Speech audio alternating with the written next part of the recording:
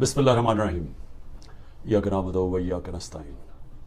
मेरे पाकिस्तानियों, आजकल एक अंग्रेज़ी में रेन ऑफ टेरर कहते हैं, खौफ फैलाया जा रहा है। एक खौफ की फ़िज़ा बनाई गई है कि जो भी कोई तहरीक इंसाफ से कुछ भी उसका कनेक्शन हो, रिश्तेदार हो, पॉलिटिक्स से कोई कनेक्शन ना हो, रिश्तेदार भी किसी तहरीक इंसाफ वाले का हो, कोई बिजनेस पार्टनर हो, यानी कोई भी किसी की कनेक्शन तहरीक इंसाफ के साथ हो, उसके ऊपर तशद्दुद, उनके ऊपर जुल्म, उनकी बिजनेसेस बंद, उनके घरों के ऊपर छापा। यानी ऐसी मैंने तो अपनी ज़िंदगी में इस तरह के कभी हालात नहीं देखे। हम सिर्फ पढ़ते होते थे, फिल्मों में देखते थे कि जो हिटलर का जर्मनी था, जिसको नाज़ी जर्मनी कहते हैं, उधर हम इस तरह की चीज़ें सुनते थे कि रात के छापे पड़ रहे हैं, रात को घुस गए हैं हथियार पकड़े हुए लोग निहत्ते शहरियों के पास और उनको घर तोड़ दिया, उनको पकड़ के ले गए। जिसको पकड़ने आया, अगर वो नहीं है तो जो मर्जी मिला उसको पकड़ के ले गए। ये हम तब सुनते थे कि एकदम गायब हो जाते थे लोग, पता ही नहीं चलता था किधर गए हैं। जिस तरह अब आजम खान का पता चला, उसकी फैमिली का, कि आजम खान जो मेरे प्रिंसिपल सेक्रेटरी थे, वो रात से गायब हुए, पता ही नहीं किधर गए हैं, तो उनको उठा के ले गए हैं। जिस तरह इमरान रियाज से हुआ है, उसके घर वाले बैठे हैं, उसकी बीवी है, उसके बच्चे हैं, पता ही नहीं, अदालत कह रहा है प्रोड्यूस करो, पता ही नहीं किधर ले गए जी, हमें पता ही नहीं किधर चला गया। और ये कितनी और कहानी है। घरों में आते हैं, कहीं से उठा लेते हैं, ले जाते हैं, गायब कर देते हैं। और हमारी अदालतें, और मैं आज सलाम करता हूं उन जजेस को जो इस सारी मुश्किलात और धमकियों के बावजूद, जजेस को धमकियां दी जाती हैं, उनको भी बताया जाता है कि आपकी टेपें हैं, आपका ये है, आपकी हमारे पास फाइलें बनी हुई हैं, उनको भी ब्लैकमेल किया जाता है। तो उसके बावजूद कि ऐसे जजेस खड़े हैं कि इसके बावजूद वो पूरा इंसाफ देने की और अपने शहरियों को प्रोटेक्शन देने की, उनकी हिफाजत करने की कोशिश करते हैं।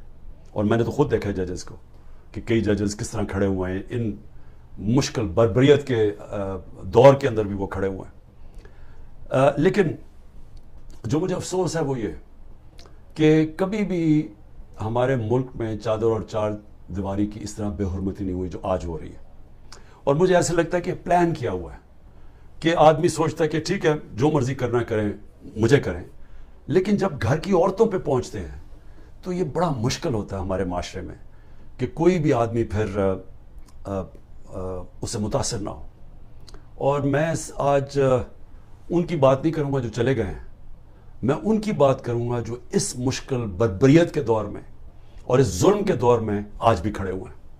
मैं उनको ख़ास तौर पे आज सलाम करना चाहता हूं, क्योंकि मुझे खबरें आती हैं कि लोग किस किस मुश्किल से गुजर रहे हैं, घरों से बाहर रह रहे हैं, उनकी बिजनेसेस बंद कर दी हैं, उनके कारोबारों के ऊपर उन्होंने बंद ही नहीं किया, उनको नुकसान पहुंचाया जा रहा है कारोबार को। उनके जो उनका रोज़ी कमाने के तरीके हैं, उनके ऊपर अटैक किया इन्होंने। उनको पूरी कोशिश किया इन्होंने कि किसी तरह बस वो जादू के लफ्ज़ कहते कि मैं तहरीक इंसाफ छोड़ रहा हूं। तो हर किस्म का प्रेशर डाला हुआ है। तो मैं उनको आज सलाम करना चाहता हूं जिनके घर तोड़े हैं इन्होंने, और उसके बावजूद वो भी आज खड़े हैं, और जिन्होंने अपने बीवी बच्चे छुपा दिए हैं कहीं, क्योंकि ये औरतों पे पहुंच जाते हैं। और मैं कभी नहीं सोचता था कि मेरे मुल्क में ये वो दौर आएगा कि औरतों को इस्तेमाल किया जा रहा है सिर्फ एक चीज़, कि किसी ना किसी तरह इमरान खान का साथ छोड़ो। यानी ऐसी कभी मैंने नहीं सोचा था कि किसी मुल्क में भी ऐसे होगा कि सिर्फ उसको, एक आदमी को शिकस्त देने के लिए, या एक आदमी को क्योंकि हमने कांटा लगा दिया एक आदमी पे, वो ना वापस आ जाए, उसके लिए हर किस्म का हरबा, जिसमें औरतों को इस्तेमाल किया जा रहा है, बच्चों को इस्तेमाल किया जा रहा है। आमिर मुगल हमारे इस्लामाबाद के वो एक कारकुन थे।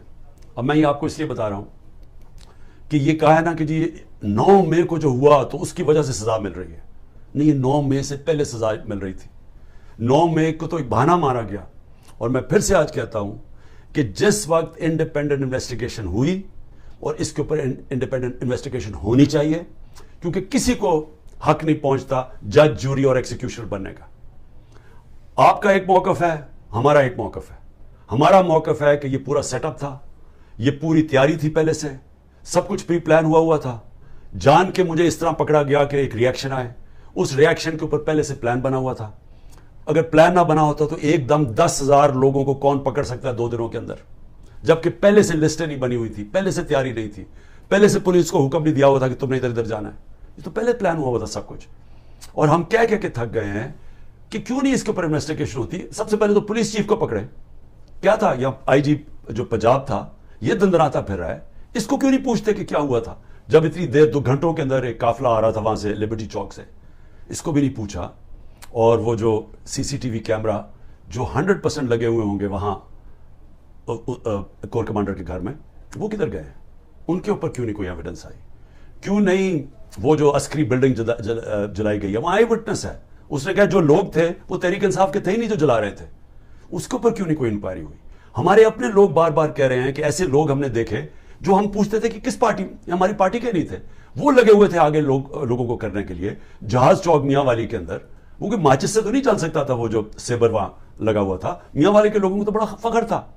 کون وہ ہمارے آئی وٹنسز ہیں جو کہہ رہے ہیں کہ یہ 3-4 وہاں لوگ آئے تھے اور وہ بھڑکا رہے تھے اور انہوں نے لیڈ کر رہے تھے لوگوں کو, اور وہ پوچھ رہے تھے تم کون ہو. تو بہرحال ایک تو انویسٹیگیشن انڈیپینڈنٹ ہونی چاہیے. لیکن میں عامر مغل کی بات کر رہا ہوں, یہ تو ہوا 9 مئی کو. 8 مارچ کو اس کے گھر جاتے ہیں, عامر مغل گھر نہیں ہوتا. اس کے 5 بچے ہوتے ہیں, ایک بڑا ہوتا ہے, باقی سارے 16 سال سے چھوٹے 10 سال تک.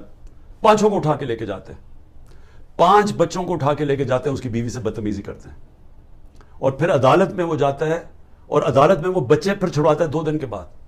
تو یہ تو بھی 9 مئی نہیں ہوا تھا, تو یہ کیوں ان کو اٹھا لیا؟ اور جو میرے پر 140 FIR کٹ چکی تھی 9 مئی سے پہلے, تو وہ کس وجہ سے کٹی تھی؟ تو یہ جو بنایا جا رہا ہے نا کہ جی 9 مئی کے بعد ہی ہوا ہے, 9 مئی سے پہلے سے پلان تھا. یہ پلان بہت پہلے کا بن چکا تھا کہ عمران خان کے اوپر کاٹا ڈال رہے ہیں, تحریک انصاف نے اب واپس نہیں آنا, اگر واپس آئے گی تو مائنس عمران خان آئے گی. یہ پلان پہلے کا بنا ہوا تھا. مذاکرات میں نے شروع سے کہا تھا ہم تیار بیٹھے ہیں. جنرل باجوہ سے میں نے 2 دفعہ مذاکرات کیے, ٹیم بنائی ہوئی تھی جو ان سے مذاکرات کرتی تھی, صرف یہ کہنے کے لیے کہ یہ ہو ہی نہیں سکتا کہ اب ملک کی سب سے بڑی جماعت کو اگر آپ اس کے اوپر کاٹا ڈالتے ہیں تو پھر جمہوریت پہ کاٹا ڈال دیتے ہیں. یہ تو کہیں ہوتا ہی نہیں ہے. تو اسی مذاکرات کرتے تھے کہ ہمیں بتائیں کہ آپ کا کیا روڈ میپ ہے. جب جنرل باجوہ گیا اس کے بعد پھر مذاکرات کی پوری کوشش کی, ہمیشہ پیغام پہنچائے, کوئی جواب نہیں آیا, کیونکہ وہاں وہی پالیسی چل رہی تھی, وہی کاٹا ڈالا ہوا تھا. جب کاٹا ڈالا ہوا تو بات کیوں کریں گے کوئی؟ بات میں آج بھی کرنے کے لیے تیار ہوں, اور اس لیے کہ یہ عمران خان کی اب بات نہیں ہے, یہ پاکستان کی بات ہے. ہمارا ملک جس طرف جا رہا ہے, اس ملک میں کوئی امید نہیں رہ جائے گی لوگوں کی. 10 لاکھ پاکستانی پروفیشنلز ملک چھوڑ کے چلے گئے ہیں, پاکستان کے ڈالرز ملک سے باہر انویسٹ ہو رہے ہیں. لوگوں کو پاکستان کے اوپر اعتماد ختم ہوتا جا رہا ہے, امید جا رہی ہے. اور اگر اسی طرح چلتا رہے تو آگے کوئی بھی ہوپ نہیں ہے. تو کوئی تو پلان ہوگا نا. چل مان لیا عمران خان نہیں ہے, پی ٹی آئی ختم کر دی, جس طرح ابھی یہ کراچی کے اندر لوکل گورنمنٹ کا الیکشن کروایا ہے. اب اگر اس کو الیکشن کہتے ہیں تو اس طرح تو سارے ڈکٹیٹرشپس کے اندر ایسے الیکشنز ہوتے رہے ہیں جن کی کوئی اہمیت نہیں ہوتی, کوئی مانتا ہی نہیں ہے ان کو.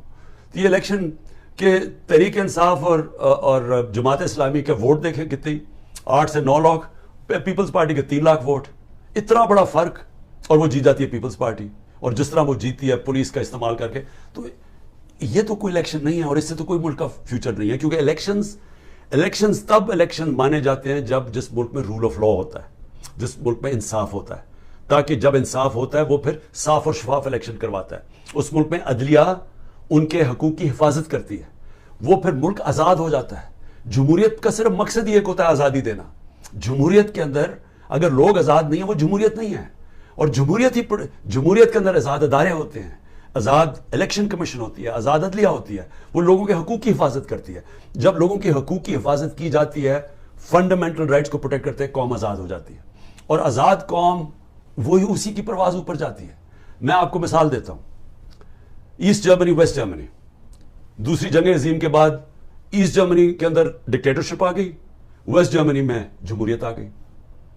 جب 50 سال کے بعد ایسٹ جرمنی آزاد ہوتا ہے اور اکٹھے ہوتے ہیں تو ایسٹ جرمنی پیچھے رہ جاتا ہے, ویسٹ جرمنی اوپر چلا جاتا ہے, ایسٹ جرمنی نیچے آ جاتا ہے.